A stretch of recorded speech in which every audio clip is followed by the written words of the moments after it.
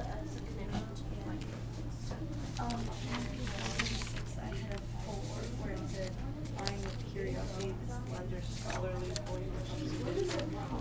Who is this guy? I had a visualization where it says Joel showed flatter. Okay, let's head back to our. Okay, what color is the word especially, Shelby? Orange. It's orange, okay? Can everybody look at the word especially for me? I see some people whose eyes haven't looked at it yet. Look at the word especially, okay? That word is a word that might be hard for some of you when you're in your writing to get all those parts to it. How many syllables? Let's clap it out. Especially. Especially. Okay? Now, I want your eyes on the letters. We're going to clap the letters, and then we're going to, as we're saying the letters, ready? E-S-P-E-C-I-A-L-L-Y. Especially. One more time. Ready? E-S-P-E-C-I-A-L-L-Y. Close your eyes. Imagine the word. Close your eyes. Try to see it. Okay? Open them. Let's spell it now. One more time. E-S-P-E-C-I-A-L-L-Y. Now, without looking at the word wall, write it on your sheet of paper. Make sure you think about what we've talked about today as you're reading the sentence. How many nouns are supposed to be in the first one? Oh, how many nouns? I'll count. Just a moment. Just a moment. How many nouns are in the first one?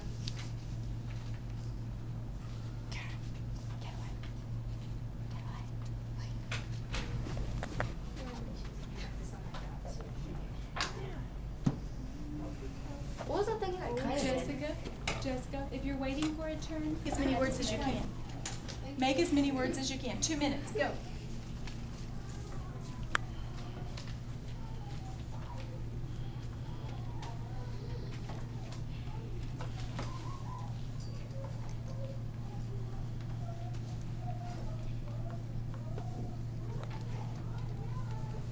Be tear and tear. Make the word tear. Okay, who can spell tear? Shelby. T-E-A-R. Okay, please make the word tear. Ta-da! I did it. All right, very good. And tear are both what? Hump phones. They don't sound They're alike. comma something. Graphic Homographs. Good. Homographs. They're spelled exactly alike, but Grapho. they're written the same, but they sound different. Periods, call the commas.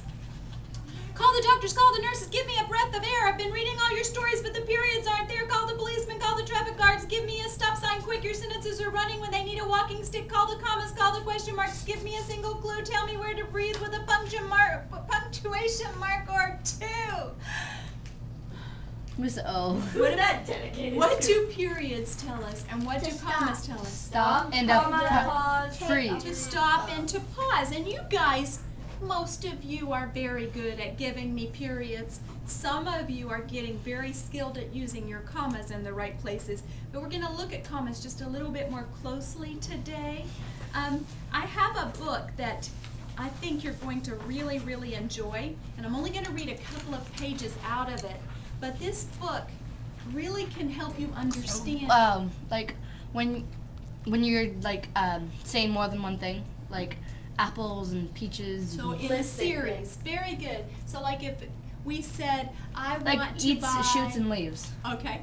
If I said I wanted to buy peaches, bananas, and apples, we would separate the things in a series. Very good. All right, Kira, can you think? But the first picture has a sentence with a comma used. And it says, go! Get him doctors! Because there's a little boy lying underneath the monkey bars or dome or whatever it is, and it says, go! Get him doctors! Now the other one is a little bit funny. It has no comma until the word him. It's after the word him, and it's got a hospital, and it's got someone talking to a group of doctors. And he says, go get him, doctors! He's commanding the doctors to go get this little boy. Now, the first way that we read it was, after we left Grandma what? Comma. Comma, right here. But how was it the second time I After read we it? left. After comma. we left, Grandma, and then you would have to have another comma to separate the series. Grandma, Mommy, and I skipped about in the park. Is there a comma after I or no? No, you don't ever want to separate your subject from your predicate with a comma. Oh, Okay? So, after we left isn't the way that the author probably who wrote that sentence was intending it. Now, some grandmas can skip about in the park, but I think that the way that the author intended that was to have the comma after the word grandma. Now, can anybody think of what we might label and call those words? Can we say, Mommy and I skipped about in the park and have a complete thought? yes. Yeah, Mommy and I skipped about in the park. So that thing that comes at the beginning isn't absolutely necessary to the meaning of the sentence, is it? Mhm. We still have a sentence without it. But after we left Grandma, what might we call that? What do you think? What are some ideas of what that could be called? See, Enter your phrase. Introduction. Okay. And I was close. this phrase is actually the type of phrase it's called is an introductory phrase because it introduces our sentence. It comes at the beginning of the sentence. And so that use of the comma is to set off your introductory phrase. Okay? So, if we are using commas to set off introductory phrases, I want you to practice doing that. Read this first sentence. I'm going to read it out loud, and we're going to do this first sentence together. Okay? Yes, you may. Would you pass these around? So when Take this paper. You're going to be finishing numbers 3, 4, and 5 independently. We're going to talk about 6, 7, 8, 9, and 10 tomorrow. So you're going to do 3, 4, and 5 independently. But you're not doing it right now. You're flipping it over, and you are getting ready to come up to the smartboard because we're going to do our daily oral language. If we already checked it, can we turn it in?